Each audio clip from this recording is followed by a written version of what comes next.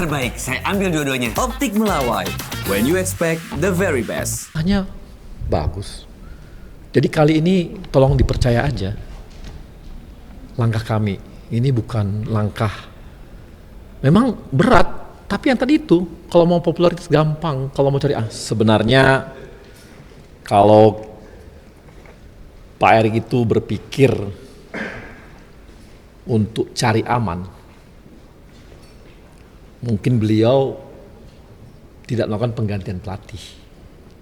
Misalnya pelatih lama dipertahankan, gagal Piala Dunia. Pasti kan yang dimaki-maki orang pelatih lamanya itu. Ini enggak, Pak Erik ambil resiko itu gitu. Orang sekarang udah mulai ngarah-ngarah ke sana kan. Kan berat tuh. Yang kedua, dari sisi finansial,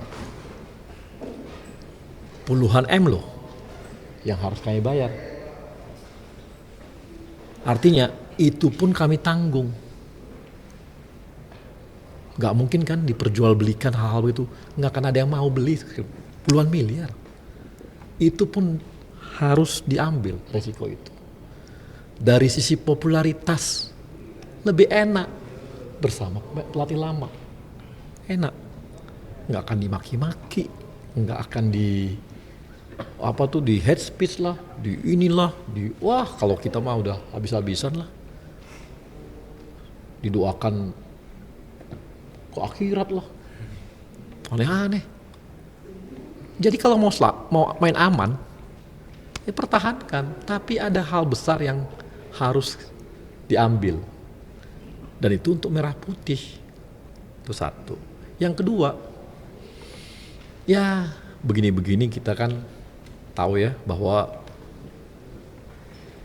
kami nggak pernah, atau bukan nggak pernah sih, mudah-mudahan selama periode Pak Erik ini semua langkah-langkah belum ada yang negatif.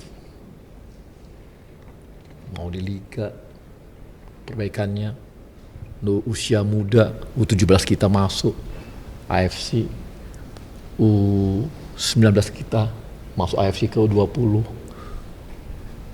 U23 kita senior, perempuan kita, artinya kan semua berproses nih. Ya, langkah-langkahnya bagus. Jadi kali ini tolong dipercaya aja.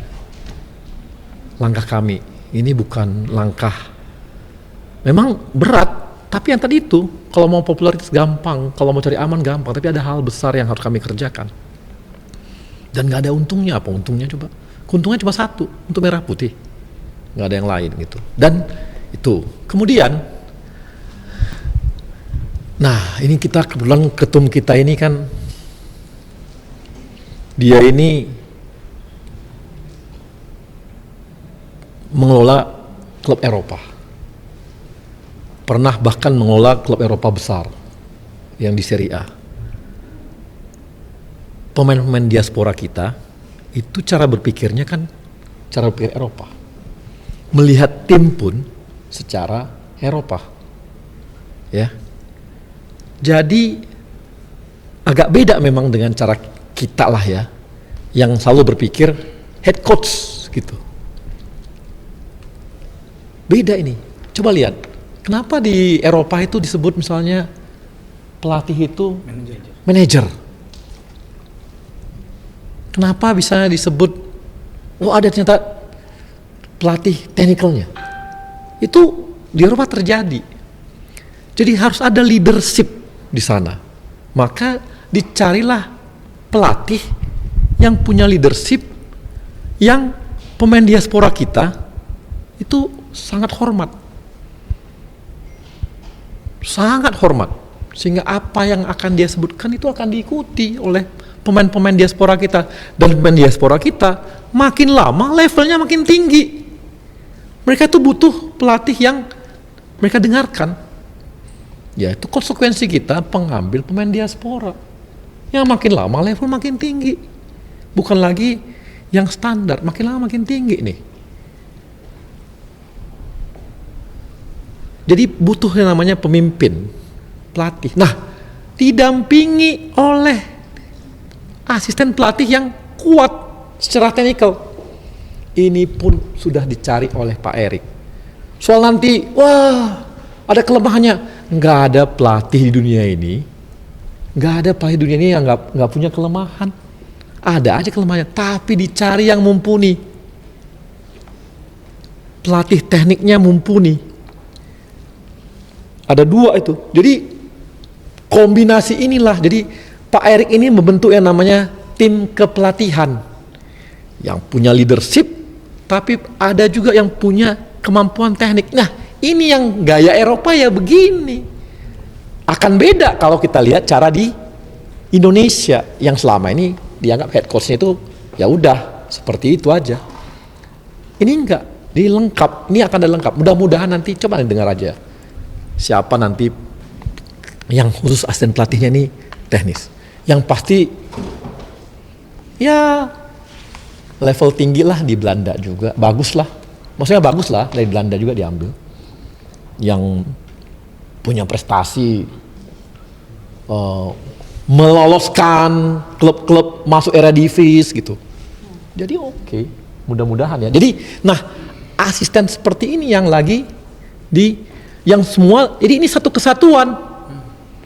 Satu dihargai, satu punya kemampuan teknis juga, yang lain dan sebagainya. Dengan seluruh timnya lengkap. Itulah yang diusahakan untuk membuat lengkap tim pelatihnya. Jadi ini agak berbeda memang. Pak Erik ini agak berbeda. Jadi cara berpikir beliau lah cara berpikir bagaimana mengelola tim sebuah klub, tim di Eropa, karena pemain diaspora kita makin lama, makin level tingginya makin tinggi gitu levelnya.